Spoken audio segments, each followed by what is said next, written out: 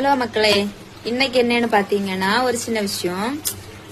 கூடவே பழவிட்டு அவ்வளோ பாசத்தை தந்து என்ன சொல்லக்கு எல்லாமே அப்படின்னு சொல்லிட்டு இருந்த பிறகு லாஸ்ட்ல அவங்க இன்னொரு ஆளுக்காக இல்லைன்னா என்ன சொல்லக்கு ஒரு நல்ல பெயர் எடுக்கிறதுக்காகனே வச்சுக்கோங்களாம்.